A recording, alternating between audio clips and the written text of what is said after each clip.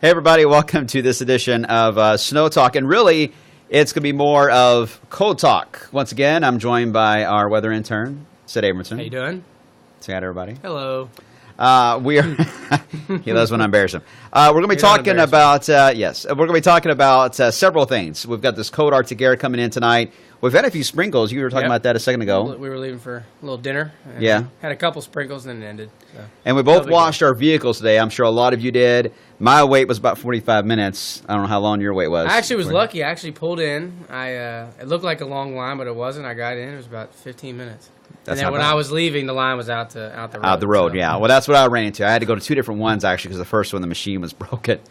Anyway, but now it's got sprinkles out there, so it doesn't matter. So let's get right to what's coming our way as we head into later on for tonight. First off, the clouds are showing up. Now, the rain is not there, but we ran into that a few moments ago. There are some sprinkles being squeezed out of some of these clouds in the area, but we're in for a cloudy night the way things are beginning to look. The Arctic front itself, up here to the north, it's got a band of rain and snow with it as it's moving across the south. I mean, the winds are howling out of this right now. In fact, across portions of Iowa, they've taken the snowplows off the road and shutting down interstates. The winds are just too powerful, and there's blowing snow all over the place. Now, we lost a lot of our snowpack here today because of that southwest wind and temperatures into the 50s. I don't want to think about to worry about blowing snow once again for tonight, but it is going to be very windy. And notice what's happening already with that snow band. See how it's breaking up just north of St. Louis? The models are hinting at that pretty strong. In fact, watch what happens here in the latest on our Futurecast as we head to the next few hours. He's still trying to show a band, but a thinning band in the middle, and then the main precip on the either end here. And then as we advance all the way into the front arrives, we just lose it altogether. I wouldn't rule out still some snow showers that could accompany this front. Sometimes the models don't see these features very well because they are so small in detail, but a few isolated brief snow showers are possible as the front blasts through, but that's not the big story. It's the snow.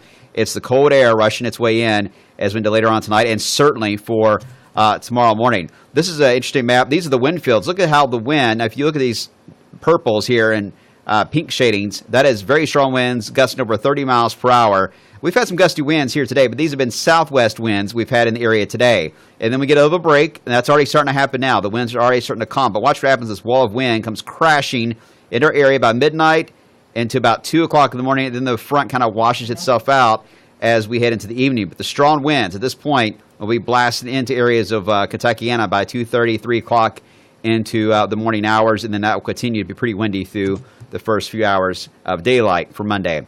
What are the numbers specifically? Well, anywhere from the upper 30s to lower 40s are the wind gusts when that wave of wind comes through here later on tonight. It may wake some of you up. And then you see as we head throughout the day, the winds will ease back into the 20-mile-per-hour range by mid to late morning. But still, in the morning hours, pretty brutal out there.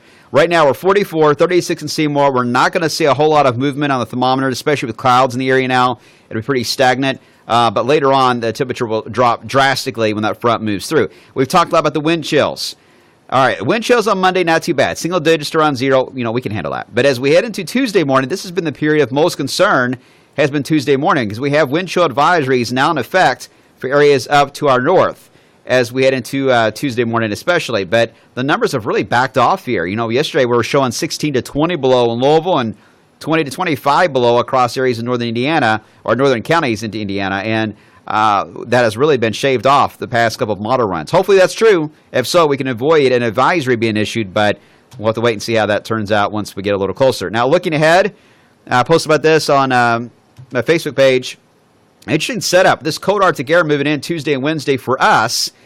It pushes the storm track way to the south here, and look what's happening. I mean, this is snow that is going to be breaking out across areas of southern Louisiana, Florida, Panhandle, Georgia, South Carolina into Cape Hatteras, all the way back into Louisiana there. That band of sleet, snow, and freezing rain. In fact, this looks to be an ice storm developing here from Charleston, South Carolina, near Savannah, all the way down to maybe Pensacola, Florida, which is, unheard of, really. I mean, we see this usually once in a winter season. We get these southern trackers, but this one could be a big one here, folks, especially for areas away from the coast in the I-95 corridor. And I-26, especially through South Carolina, could be completely snow covered with several inches of snow. So if you got friends and family down there, they've been rubbing it in about how warm it's been while we've been freezing up here. Well, now's your chance to rub it in on them as we head down the road. Okay, let's talk about what's going to be setting up for us, though, as we head into later on this month, because we do have a pattern here where the forecast for this late week into the weekend is going to be very complicated. You see, first off, the ice accumulation from what I was showing you a second ago. But notice how the GFS is painting freezing rain and ice in our area. There's a big debate as we head into this weekend what's going to happen. There's going to be a strong southerly flow as we head into this weekend. That we're seeing on almost every model. But the problem is we've got cold Arctic air in place. Cold Arctic air is heavy. It does not want to leave in a hurry. So it's going to be sitting here for a few days. It's going to take a while to push it out of the way into the north and east. So the models are having trouble understanding how much of that cold air that's moving in for tonight and tomorrow, how much of that's going to be left here as we head into the weekend and early next week. If there's still a lot sitting here, then we're talking about freezing, raining, and potential severe icing potential here in the Ohio Valley. If the cold air can be overwhelmed by the warm air and get pushed out to the north and east, then we're talking about nothing but plain rain in our area, and that's it. It's a difficult forecast. The European model is going with the plain rain idea. It takes more of the ice threat up here to their north, and you see the GFS is saying it's going to be closer to us here along the I-64 corridor.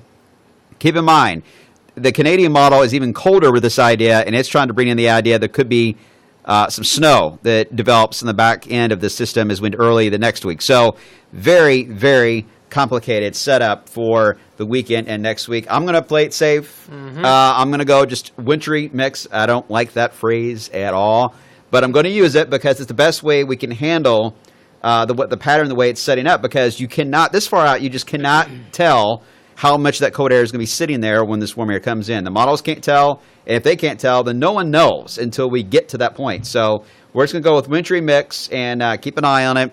It could be a little tricky for the weekend and next week. Now, if the European's right and we warm up, it's all rain. Rain and maybe even some thunder. Yeah. Wouldn't that be nice? You know, we had it easy this last time. All we had to do is worry about snow amounts, how much snow we're going to get, and who gets snow. Yeah. And all we have is clippers, and it's cold enough. And we do a lot. We got to worry about the precip type. Right. And then with the clippers, we deal a lot with the dry air issue, always eating away at the clippers. We've had that a few times. This is a completely different pattern, folks. We've been stuck in this pattern of clippers and snow and brutal Arctic air. Say goodbye to that. That's going to take a break for at least a little while. I would not rule that out coming back, but for right now, it's going to take a break. What we're going to head into is what we ran into in early December. Remember that December 5th storm where we had the rain, then the freezing rain, the sleet, and the snow. It was messy around here. I think we had the worst travel conditions of the entire season, probably on that event on that Friday on December 5th. A very similar patterns we're going to get into now. We're going to have the battle of the rain-snow line. And it's very stressful period here. There's actually several storms coming through. One comes through on Thursday. I think the one Thursday is probably going to be all snow, by the way, this week. The one Friday, there's a wave comes by Friday, a wave comes by Saturday, another wave comes by Sunday, and then a bigger one as the caboose comes by Monday and that Tuesday. That's a lot. It's about 5 or 6 in a week's span. Are you keeping up on that? What's your forecast? What's your forecast? You got to stick with winter mix. I mean, these situations are complicated. Okay. You got to worry about the temperature. You got to worry about temperatures. You know, some people are 34. Some people drop down to the 20s. You have all snow. You have freezing rain. You don't want to go. You don't want to go against me. I'm going nothing right now. I'm staying conservative, and I'm going wintry mix. He's afraid. He's afraid to go against me on that. All right. Trade me well. Yeah. Okay. All right, folks. That's it for now. I'll be in tomorrow, and we'll update the longer period here for the weekend and next week. Right now, we need to focus on the wind tonight coming through the area. Be careful on the roadways. It is going to freeze up toward morning. The snow showers don't look to be as big of a deal as they did yesterday, but there will be some on the radar. Even though the models are not showing that threat, I think they'll be able to squeeze out on the radar, just like the sprinkles we're seeing now. I wouldn't rule that out. So just be careful in the morning hours. Make sure to watch Christy on Sunrise, show the very latest on what's happening out there in the wind and the temperature in the roadways, as well as Chris McGill. And then, of course, in the afternoon, we'll update you on the Tuesday morning wind chill potential and let you know if that has changed. Until then, have a good night and enjoy yourself. Stay warm. See you later.